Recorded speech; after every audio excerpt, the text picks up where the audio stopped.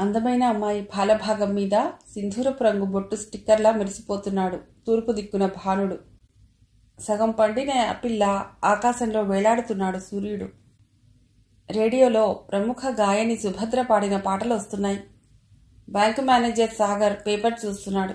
అతడు రోజు పేపర్లో మొదటగా చూసేది 4వ పేజీ. అందులో వరుడు కావలెను అనే ప్రకటనలు.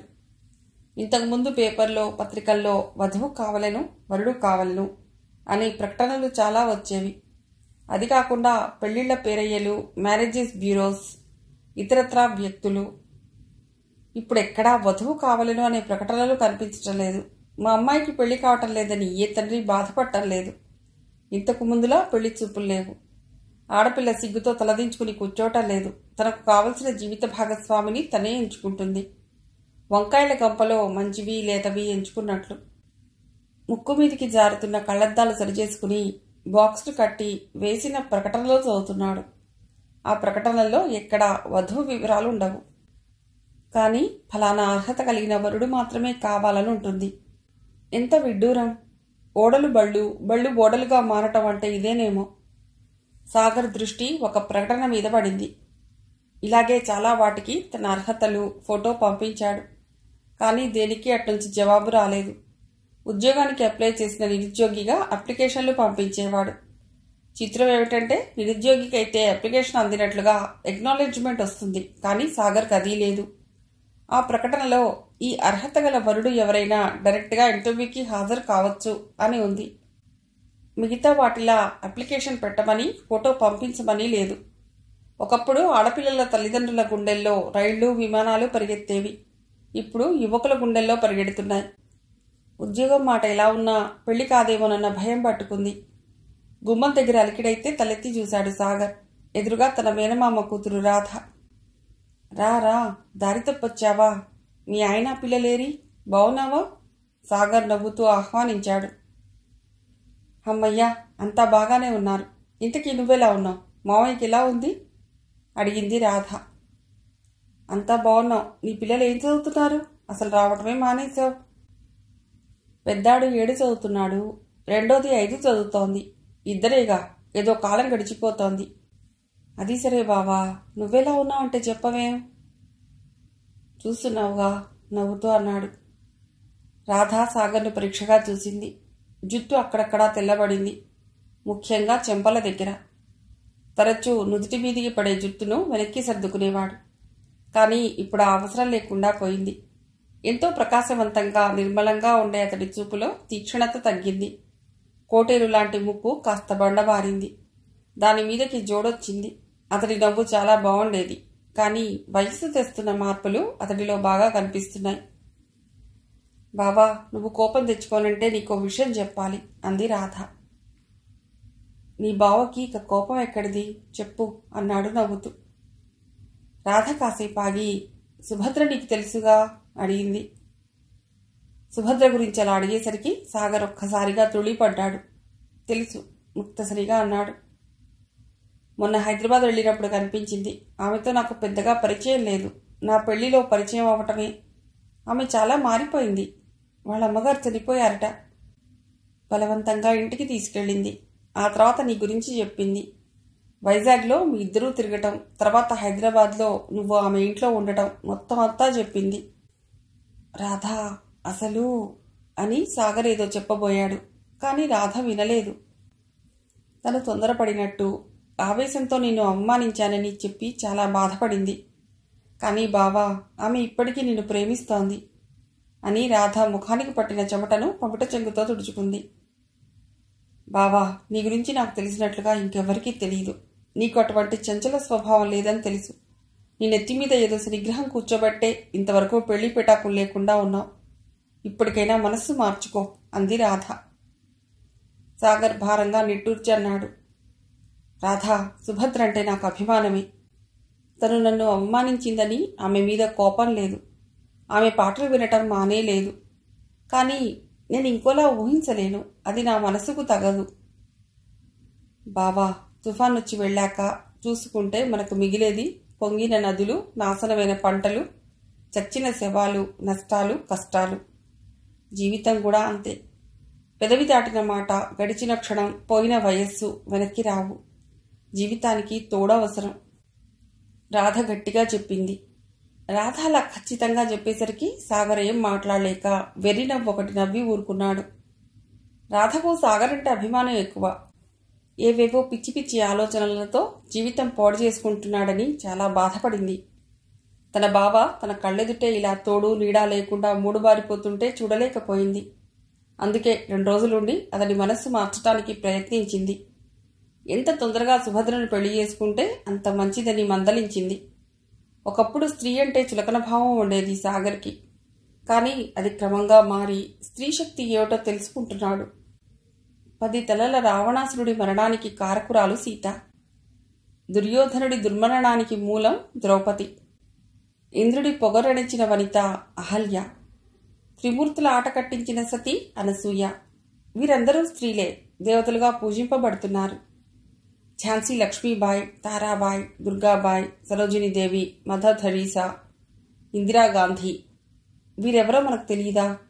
వీరు దేశానికి చేసిన సేవలు మనం మర్చిపోయామా? నేడు ప్రపంచం అంతా స్త్రీయే అన్ని రంగాల్లో ముందుంది. ఆత్మాభిమానంలో, ఆత్మగౌరవంలో, పట్టుదలలో ముందుకు దూసుకుపోతోంది. ఇంగ్లీష్ ఛానల్ ఈదిన వనిత, ఎవరెస్ట్ శిఖరాన్ని అధిరోహించిన యువతి, అంతరిక్షంలో అడుగుపెట్టిన మహిళ, వీరందరూ స్త్రీలే. వీరి ఉన్నతిని, ప్రగతిని చూడలేక ఈ పురుషుడు అహంతో, స్వార్థంతో స్త్రీని బలి తీసుకుంటున్నాడు. జాతిపిత చాచా నెహ్రూ, తిలక్, భగత్ సింగ్, అల్లూరి సీతారామరాజు, రాజా రామ్మోహన్ రాయ్, గురజాడ అప్పారావు, ఎందరో దేశ నాయకులను, విప్లవమూర్తులను, సంఘ సంస్కర్తలను అందించిన స్త్రీ జాతి మీద ఈ పురుషుడు యుద్ధం ప్రకటించేది. ఆనాటి కన్యాశుల్కం కట్టెల్లో కలిసిపోయింది. ఈనాడు వరకట్నం. ఈ వరకట్నం ఏ గంగలో వలుస్తుందో, ఏ మంటల్లో మాడుతుందో చూద్దాం. గవర్నమెంట్ వారు ఈ మధ్య ఓ జీవోను జారీ చేశారు. ఆ జీవో ప్రకారం ఆడపిల్లలు గల ఉద్యోగులకు ఎంతమంది ఆడపిల్లలు ఉంటే అన్ని ఇంక్రిమెంట్లు తగ్గించారు. మహిళా ఉద్యోగులకు అదనపు ఇంక్రిమెంట్. ఇంకా పెళ్లి కాని బ్రహ్మచారులు ఉద్యోగస్తులుగా ఉంటే వారు త్వరగా పెళ్లి చేసుకోవాలని, లేకుంటే రిజైన్ చేయాలని, ఇలా చాలా ఉన్నాయి. అసలు ఈ ప్రభుత్వం పక్షపాత ధోరణిలో ఎందుకిలా చేస్తోంది? కేవలం మహిళలకే ఎందుకు ఇన్ని సౌకర్యాలు కల్పించాలి? పురుషులు ఏం పాపం చేశారు? దేశమంతా అల్లకల్లోలంగా ఉంది. బందులు, ఘెరావులు, రైళ్లు తగలేయటాలు, బస్సులు కాల్చేయటాలు, నాయకుల ఇళ్లను, ఆస్తులను ధ్వంసం చేయటం వంటి విధ్వంస కార్యకలాపాలతో దేశం అట్టుడికిపోతోంది. అయినా గవర్నమెంట్ దిగిరాలేదు. ఎవరైనా ఏ స్త్రీనైనా అవమానించినా, హింసించినా వెంటనే వారిని శిక్షించేట్టుగా చట్టం తీసుకొచ్చింది. సృష్టికి మూలం స్త్రీ. ఆ స్త్రీని కాపాడుకోవటం మన ధర్మం. అందుకే ఇంత కఠినమైన చర్యలు. అలా చేయకపోతే ఈ పురుష అహంకారానికి స్త్రీ అనే పదం మర్చిపోతాం. ఎన్ని చట్టాలొచ్చినా, ఎన్ని శాసనాలు చేసినా స్త్రీల మీద అత్యాచారాలు జరుగుతూనే ఉన్నాయి. నానాటికి స్త్రీ జనాభా తగ్గిపోతూనే ఉంది. కొడుకుల పెళ్లిళ్లు చేయలేక ఓ తండ్రి ఆత్మహత్య. ఇక తమకు పెళ్లిళ్లు కావని ఆ ఇంట్లోని 3 అన్నదమ్ములు విషం తాగి మరణించారు. నేను అందంగా లేనని నా భార్య నన్ను వదిలి మరొకరిని పెళ్లాడింది. అప్పుడెప్పుడో కట్నం తీసుకున్నాడని ఇప్పుడు ఆ కట్నం డబ్బులు వడ్డీతో సహా ఇస్తే గాని భర్తతో కాపురం చేయనని మొండికేసిన భార్య. శృంగారంలో తన పెదవి కొరికాడని కోపంతో భర్తను పెట్రోల్ పోసి తగిలేసిన భార్య. ఇవి ప్రతిరోజు మనం పేపర్లో చదివే న్యూస్. సాగర్ విసుగ్గా పేపర్ ఓ మూలకి గిరాటు వేసి బెల్ నొక్కాడు చాయ్ కోసం. ఈలోగా ఎక్స్క్యూజ్ మీ అంటూ 25 ఏళ్ల అమ్మాయి లోనికి వచ్చింది. సాగర్ ఆమెను కూర్చోమని చెప్పి వచ్చిన పని అడిగాడు.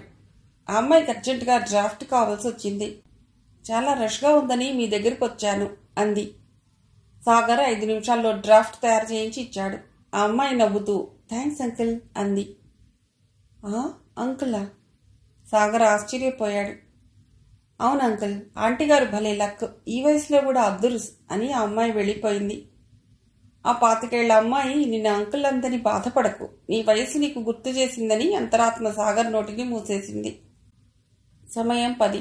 సూర్యుడు పెళ్లికాని యువకుడు ఇలా మండిపోతున్నాడు. సాగర్ జేబులోంచి అడ్రస్ తీసి చూసుకున్నాడు. ఆ ఇల్లేనని నిర్ధారించుకుని కాలింగ్ బెల్ నొక్కాడు. బెల్ మూతతో పాటు ఓ కుక్కపిల్ల అరుపు, ఆ తర్వాత ఓ నడివయస్కుడు వచ్చి తలుపు తీశాడు. అతడు సాగర్ను ఎగాదిగా చూసి ఏమిటన్నట్లు చూశాడు. సాగర్ తన ఐడెంటిటీ కార్డ్ చూపించాడు. ఆ నడివయస్కుడు సాగర్ను తీసుకువెళ్ళి ఓ సోఫాలో కూర్చోబెట్టాడు. అదొక హాలు. స్క్వేర్ ఆకారంలో 4 సోఫాలు అమర్చారు. సాగర్తో పాటు ఓ 6 ఆ సోఫాల్లో కూర్చుని దిక్కులు చూస్తున్నారు. అందరూ ఒకే వయసు కలిగి ఉన్నారు. హాల్లో ఓ మూల ఎక్వేరియం ఉంది. అందులో రంగురంగుల చేపపిల్లలు ఉత్సాహంగా ఈదుతున్నాయి. గోడకి ఖరీదైన పెయింటింగ్స్ వేలాడుతున్నాయి. ఉద్యోగం కోసం ఇంటర్వ్యూలకు వెళ్ళిన ఆ రోజులు గుర్తుకొచ్చాయి సాగర్కి. పూర్వకాలంలో రాజుల కాలంలో స్వయంవరం ఏర్పాటు చేసేవారు. ఆ స్వయంవరానికి వివిధ దేశాల రాజకుమారులు వచ్చేవారు. వారిలో ఎవరినో ఒకరిని ఆ రాజకుమారి వరించేది. ఇప్పుడు అలాగే ఉంది. ఈ వచ్చిన వారిలో ఎవరిని వరిస్తుందో ఏమో, లేకపోతే నచ్చలేదని చీకొడుతుందో. ఒక్కొక్కరు లోనికి వెళ్ళొస్తున్నారు. వారి మొహాల్లో ఎటువంటి ఫీలింగ్స్ లేవు. చివరగా సాగర్ వంతు. నడివయస్కుడు సాగర్ని ఓ గదిలోకి తీసుకెళ్లాడు. ఆ గదికి ఏసీ చేయబడింది.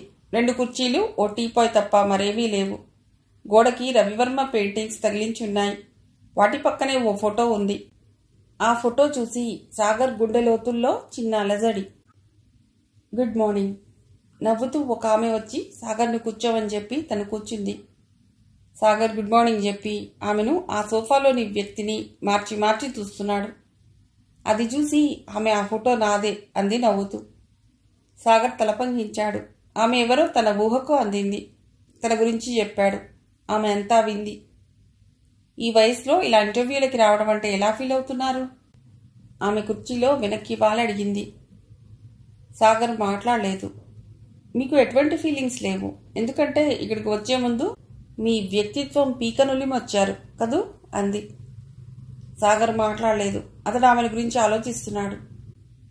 మీరింకా పెళ్లి చేసుకోలేదంటే ఆశ్చర్యంగా ఉంది అంది ఆమె. సంబంధాలేవి దొరక్క? చా, మీకేం 6 అడుగుల అందమైన వారు. మిమ్మల్ని ఇష్టపడని వాళ్ళెవరు? ఎవరంట? నిజం చెప్పండి. ఈ ప్రపంచంలో మిమ్మల్ని ఇష్టపడే ఆడది ఒక్కరైనా లేరా? ఆశ్చర్యంగా ఉంది. నిజం. నమ్మరా? నమ్ముతాను. మిమ్మల్ని ఏ ఆడదైనా ఇష్టపడుతుంది. కానీ వారే మీకు నచ్చరు. ఎందుకంటే వారిచ్చే కట్న కానుకలు మీకు చాలవు. అంతే గదు? నోనో, మీరు పొరపడుతున్నారు. సాగర్ కంగారు పడ్డాడు. ఆమె విరక్తిగా నవ్వి, స్త్రీగా పుట్టడమే పొరపాటు. పుట్టిన దగ్గర నుండి చచ్చే వరకు పురుషుని చెప్పు కింద తేలిలా బతకటం గ్రహపాటు అంది. మీరేదో టెన్షన్లో ఉన్నట్లుంది. అయినా ఇప్పుడు రోజులు మీవేగా అన్నాడు సాగర్. ఆమెకు తెలుసు, సాంఘికంగా ఆర్థికంగా ప్రస్తుతం స్త్రీది పైచేయిగా ఉన్నా ఇప్పుడు స్త్రీని అందలే వెక్కిస్తున్న సృష్టిలోనే వ్యత్యాసం ఉంది. పురుషుడి నెత్తికెక్కి కాళీమర్దనం చేసిన తీయని మాతృత్వ భాగ్యం కలిగించేది ఆ పురుషుడేనని, తొలకరి జల్లుకి భూదేవి పిలకించిపోయినట్లు పురుషుడి వెచ్చటి ఊపిరిలో స్త్రీ తన అందచందాలు వారేసుకోక తప్పదని, అతడి కౌగిల్లో కరిగి తప్పించక తప్పదని. బై నేను మీకు నచ్చానా? బాగా నచ్చారు ముక్తసరిగా అన్నాడు సాగర్. నిజంగానా? ఆమె నవ్వింది. నాలో ఏం చూసి ఇష్టపడుతున్నారు? నా గురించి మీకేం తెలుసు? మిమ్మల్ని చూసిన మరుక్షణం మీరంటే మంచి అభిప్రాయం ఏర్పడింది. సాగర్ మాటలు సాగర్కే ఎబ్బెట్టుగా అనిపించింది. ఆమె నవ్వింది. ఆమెకు సాగర్ ఎవరో తెలుసు. ఈ పురుషుడు ఆ రోజుల్లో ఎంత పొగరుగా ఉండేవాడు, ఇప్పుడు ఎలా అయిపోయాడు? ఆమె చెప్పవలసింది చెప్పింది. ఆమెకు పెళ్ళయింది. భర్త చనిపోయాడు. ఒక కూతురు. డబ్బుకి కొదవలేదు. ప్రస్తుతం పెళ్లి చేసుకుందామని, కేవలం సెక్యూరిటీ కోసం. మిమ్మల్ని పువ్వుల్లో పెట్టి పూజించుకుంటాను. ఎటువంటి కష్టనష్టాలు రాకుండా చూసుకుంటాను. సాగర్ ప్రాధేయపడుతూ అన్నాడు. ఎందుకీ త్యాగం? అసలు పెళ్ళెందుకు చేసుకుంటారు? జీవన పరిపూర్ణత కోసం, వారసత్వానికి సమాజం గుర్తింపునిచ్చేందుకు అన్నాడు సాగర్. వెల్, అర్జెంటుగా మీకు స్త్రీ కావాలి. ఎంత స్వార్థం! స్త్రీ ఒక వ్యక్తిని, ఆమెకు ఆశలు, ఆశయాలు, అభిరుచులు, అభిప్రాయాలు ఉంటాయని ఏనాడైనా గ్రహించారా? ఎప్పుడైనా ఆలోచించారా? ఆమె నవ్వుతూ అడిగినా తీక్షణంగానే ఉన్నాయి ఆ మాటలు. స్త్రీ దేవత, ఆదిశక్తి, సహనపర్రాలు. సాగర్ ఇంకా ఏదో మాట్లాడబోయాడు. కానీ అంతా ట్రాష్. స్త్రీ దేవత కాబట్టే జూదంలో ఒడ్డాడు. నిండు సభలో గుడ్డలుడదీసి అవమానించారు. స్త్రీ భూదేవి అంత ఓర్పు కలది కాబట్టే పరాయి పంచన ఉన్నందుకు శీలాన్ని అనుమానించి అగ్నిలో దూకమన్నారు. స్త్రీ సహనపర్రాలు కాబట్టే సతీ సహగమనాలు చేయించినా, కిరోసిన్ పోసి తగలేసినా, గుండు గీయించి ఊరేగించినా ఊరుకుంటుంది కదూ. అయినా ఇన్ని నీతులు చెప్పిన మీరు చేసిందేమిటి? ఆమె ఆవేశంతో ఎదురు ప్రశ్నించింది. నేనా? సాగర్ ఆశ్చర్యపోయాడు. ఒక్కసారి గతాన్ని గుర్తు చేసుకోండి. రాజమండ్రిలో సత్యమూర్తి గారి అమ్మాయిని చూడటానికి వచ్చారు. ఆ అమ్మాయి మీకు నచ్చింది. అయినా మీకు నచ్చనిది ఆ తండ్రి ఇచ్చే కట్నం. మీకు కావాల్సింది లక్షలు లక్షలు. అప్పుడు గుర్తుకి రాలేదా ఈ నీతి మాటలు? అని కాసేపాగి, మీ స్వార్థానికి ఆ తండ్రి గుండె పగిలి చనిపోయాడు. ఆమె మొహం ఎర్రగా కందిపోయింది. సాగర్ ఊహించినట్లే అయింది. అయితే మీరు సత్యమూర్తి గారి అమ్మాయి సంధ్యను గుర్తుపట్టలేదా? బహుశా మీరు ఎన్నడూ ఊహించి ఉండరు ఇలాంటి పరిస్థితి ఎదురవుతుందని. సంధ్య వ్యంగ్యంగా అంది. సాగర్ తన సహజమైన నవ్వుతో, పేపర్లో అడ్రస్ చూశాక ఆ సంధ్య అవునా కాదా అని అనుమానం వచ్చింది. ఇక్కడి ఫోటో చూశాక సంధ్యేనా అనుకున్నాను. తీరా మిమ్మల్ని చూశాక, మీ ఆవేశం చూశాక సంధ్య అనుకున్నాను అని ఆగి ఆమెను పరీక్షగా చూసి కుర్చీలోంచి ముందుకు వంగి, మొదటిసారి మిమ్మల్ని చూసినప్పుడు ఇష్టపడ్డాను. రెండోసారి సెటిల్ చేసుకుందామనే ఆలోచనతోనే వచ్చాను. అయితే కట్నం విషయంలో మాట పెరిగి తెగే వరకు వెళ్ళాం. తప్పు ఎవరిదైతేనో 2 సార్లు పేరయ్య శాస్త్రితో కబురు పంపించాను. అయితే మీ నాన్నగారు అమ్మాయికి ఇష్టం లేదని కాదన్నారు. ఒకసారి మీతో మాట్లాడదామని నేనే వచ్చాను. అయితే నా దురదృష్టం కొద్దీ మీరు ఊరు విడిచి వెళ్ళిపోయారని తెలిసింది సిన్సియర్గా చెప్పాడు. సంధ్య నవ్వింది, పగలబడి నవ్వింది. ఆమె నవ్వుతుంటే సాగర్ మనస్సు కుత్తలాడిపోతోంది. మీరు కథలు రాస్తారా? చాలా చక్కగా చెప్పారు. పాపం గజనీ మహమ్మద్లా పెళ్లి చూపులు చూసి చూసి అలసిపోయారు. జీవితంలో మధురమైన క్షణాలు వదులుకున్నారు. Bad luck. ఆఖరికి పిల్ల తల్లిని చేసుకోవటానికి వచ్చారు అని సంధ్య పకపకా నవ్వింది. You are insulting me. Sagar కోపంగా కుర్చీలోంచి లేచాడు. కూర్చోండి సార్. మీరు ఈ స్థితికి రావటానికి కారణం ఎవరో గ్రహించమంటున్నాను. ఇప్పుడు మీకు ఆడది కావాలి. కుంటిదైనా, గుడ్డిదైనా, మూగదైనా పర్వాలేదు. ఆడదైతే చాలు. మీ వంశాన్ని నిలబెట్టాలి. ఇప్పుడు ఏ ఆడపిల్ల మిమ్మల్ని ఇష్టపడదు, కానీ మీరెవరినైనా ఇష్టపడతారు కదూ. ఆహా, రోజులు ఎంత చక్కగా మారాయి. మగవాడిననే అహంకారంతో, కండకావరంతో చేసే వికృత చేష్టలే గదా మీ మగజాతిని ఈ స్థితికి తెచ్చాయి. నవ్వింది, పిచ్చిగా పెద్దగా నవ్వింది. ఏడ్వండి. పెళ్ళిళ్ళు కాలేదని పడి ఏడ్వండి. మీ మగాళ్లంతా కట్టకట్టుకుని ఏడవండి. మగవాడిననే అహంకార అగ్నిజ్వాలల్లో తగలడండి. మీ శవాలకు మీరే తలకొరివి పెట్టుకోండి. సంధ్య ఇంకా ఇదేదో అంటోంది. సాగర్ అవేవి వినిపించుకోకుండా తల విదిలించుకుని బయటకొచ్చాడు. జీవితంలో మొదటిసారిగా తలదించుకున్నాడు. బయటకొచ్చాక ఆకాశం వైపు చూశాడు. సూర్యుడు నిప్పులు కురిపిస్తున్నాడు. సాగర్ నవ్వుకున్నాడు. తనలో తానే నవ్వుకున్నాడు. ఓ మై బ్రదర్స్, వింటున్నారా ఆ స్త్రీ ఆక్రందనలు? వినిపిస్తున్నాయా ఆ మహిళ శాపనార్థాలు? కట్నమనే గంతులు విప్పి చూడండి ఈ విశాల జగతిని. చెవుల్లో పెట్టుకునే కట్నమనే దూదిని తీసి వినండి ఆ రోదనలు. స్త్రీ అంటే ఆటబొమ్మ కాదు. స్త్రీ అంటే మైనపు బత్తి కాదు. స్త్రీ అంటే పిల్లలు కనే యంత్రం కాదు.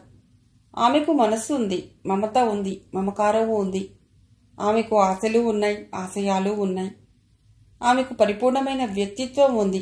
ఆమె ఒక దేవత. ఆమె ఒక ఆదిశక్తి. అయినా మగాడి అహంభావానికి, ఆగ్రహానికి, రాక్షసత్వానికి అడుగడుగునా బలైపోతున్న అబల. ఒకప్పుడు ఆడపిల్లల తండ్రులు చెప్పులరిగేలా మగపిల్లల కోసం తిరిగేవాళ్లు. ఇప్పుడు కోటా బియ్యం కోసం, సినిమా హాల్ దగ్గర టికెట్ల కోసం నిల్చున్నట్లు అమ్మాయిల ముందు బార్లు తిరిగి నిల్చుంటున్నాం. ఒకప్పుడు అబ్బాయి గుడ్డైనా కుంటైనా పర్వాలేదు, మొగాడు అనే స్టాంప్ ఉంటే చాలు. ఇప్పుడు ఆ పరిస్థితి తిరగబడింది. మనకు కావాల్సింది ద్వాపరయుగం నాటి ద్రౌపది కాదు, త్రేతాయుగం నాటి సీత కావాలి. స్త్రీని స్త్రీగా గౌరవించండి. మన తల్లి స్త్రీ, మన సోదరి స్త్రీ. ఈ పరిస్థితి ఇలాగే ఇంకా కొనసాగితే కొన్నేళ్లకి ఈ ప్రపంచం నిండా మనమే ఉంటాం. స్త్రీ అనే పదం వినిపించకుండా పోతుంది. సాగర్ గుండె పెగిలినట్లు గొంతు పెగలటం లేదు. నీరసంగా తనలో తానే నవ్వుకుంటూ నడుస్తున్నాడు. జీవితం నీటిబుడగ లాంటిది. నిజమే, ఇంకా ఎందుకీ జీవితం? ఈ జన్మకి పెళ్లి కాదనే విషయం తెలిసిపోయింది. ఈ మధ్య ప్రభుత్వం ఆర్థిక సంస్కరణలు మొదలెట్టింది. నష్టాలతో నడుస్తున్న బ్యాంకులను మూసేయాలని చూస్తుంది. చూడటమేమిటి, చాలా గట్టిగా ప్రయత్నిస్తుంది. ఉద్యోగుల ప్రతిఘటన ఎక్కువగా ఉండబట్టి పిల్లిలా మెల్లిమెల్లిగా అడుగులు వేస్తుంది ఈ ప్రభుత్వం. అందులో భాగమే స్త్రీల మీద అత్యాచారాలు, హత్యాచారాలు ప్రబలి నానాటికి స్త్రీ జాతి తగ్గిపోతుందని వారికి ఎక్స్ట్రా ఇంక్రిమెంట్లు. ముఖ్యంగా పెళ్లి కాని ఉద్యోగుల్ని గోల్డెన్ షేక్ హ్యాండ్ పేరుతో ఇంటికి పంపించే ప్రయత్నంలో ఉంది. ఎందుకంటే పెళ్లి కాని వారికి ఉద్యోగాలు ఎందుకు? వారికి ఖర్చులే ఉంటాయి. ప్రభుత్వం వారి బ్రహ్మాండమైన ప్లాన్లు. సాగర్ నడుస్తున్నాడు. తనని తాను బేరీజ్ వేసుకుంటున్నాడు. జీవితంలో ఇక పెళ్లి కాదని గట్టి నిర్ణయానికి వచ్చేశాడు. తర్వాత ఈరోజు కాకపోయినా మరో రోజైనా తన ఉద్యోగం పొగమానదు. అప్పుడు తన బతుకు. అతడి శరీరం, బట్టలు చెమటతో తడిసిపోతున్నాయి. జుట్టు చెరిగిపోయింది. మనిషి నీరసించిపోయాడు. రోడ్డు దాటాడు. ఊరు చివర రైలు పట్టాల దగ్గరికి వచ్చాడు. తన జీవితాన్ని ఎంతో అందంగా ఊహించుకున్నాడు. తన అందమైన పర్సనాలిటీకి అందమైన భార్య వస్తుందని ఆశించాడు. జీవితంలో వేసిన ఒక్క తప్పటడుగు ఇలా జీవితాన్ని తప్పటడుగులా పాలు చేస్తుందని ఊహించలేదు. అందరి యువకుల్లాగానే తను ఆశించాడు. కలలు కన్నాడు. కానీ విధి నీడ తననే వెంటాడింది. సాగర్ గతాన్ని గుర్తు చేసుకుంటున్నాడు. రాధను కాదన్నాడు. అమ్మ చనిపోయింది. నాన్న మంచం పట్టాడు. తనను ప్రేమించిన సుభద్రను చీకొట్టాడు. ఎందన్నో చూశాడు. కానీ వారి శాపం తనను వెంటాడుతుందని ఇప్పుడే తెలుసుకుంటున్నాడు. సాగర్ రైలు పట్టాల మధ్య నడుస్తున్నాడు. జీవితం అంటే ఆశ లేదు. బతకాలనే కోరిక లేదు. ఆ రోజుల్లో తనతో మాట్లాడాలని, తనతో స్నేహం చేయాలని ఎందరో అమ్మాయిలు తహతహలాడేవారు. కాస్త ముందుకి పోతే ఒళ్ళోకొచ్చి వాలేవారు. కానీ తాను అపర ప్రవ్రాఖ్యుడిలా ఫోజు పెట్టేవాడు. అదో జీవితం. రైలు కూత సన్నగా వినిపిస్తోంది. తప్పుకో తప్పుకో అన్నట్లు. సాగర్ నడవటం మానేశాడు. ఇంకెందుకు? తను కోరుకున్నది ఎదురొస్తుంటే. ఆ రైలు నిండా అమ్మాయిలే. వాళ్ళందరినీ నేను ఎరుగుదును. అందరికీ ఏదో లోపం ఉందని వంకపెట్టి తప్పించుకున్నాను. ఇప్పుడు వాళ్ళకి నా మీద కోపం. అందుకే రైలేసుకుని వస్తున్నారు, నన్ను చంపేద్దామని. సాగర్ తన సహజ ధోరణిలో నవ్వాడు. కనుచూపు మేరలో రైలు. ఆ రైలు బండి ధాటికి పట్టాలు అదిరిపోతున్నాయి. కనులు మూసుకున్నాడు. మరో నిమిషంలో రైలు తనను నుజ్జు చేసి వెళ్ళిపోవాలి. కానీ అలా జరగలేదు. ఎవరో తనను బలవంతంగా పట్టాల మించి లాగారు. సాగర్ బలవంతంగా కళ్ళు తెరిచి చూశాడు. తన నుదుట పట్టిన చెమటను కొంగుతో తుడుస్తున్న ఆ వ్యక్తిని చూసి ఆశ్చర్యపోయాడు. అప్రయత్నంగా సాగర్ ఆమెను ఉచ్చరించాడు. సుభద్ర. నిన్నుగా ప్రేమించుటకు, నీకోసమే కన్నీరు నింపుటకు నేనున్నానని నిండుగా పలికే. ఎక్కడ్నుంచో గాలి తెరలుగా ఆ పాటను మోసుకొస్తుంది. కథ సమాప్తం. చివరిగా ఈ రచనను కథలు, కథానికలు శ్రోతలకు వినిపించడానికి అనుమతినిచ్చిన శ్రీ సత్య ఈశ్వరరావు గారికి ధన్యవాదాలు తెలుపుతున్నాను. మీ రాధిక.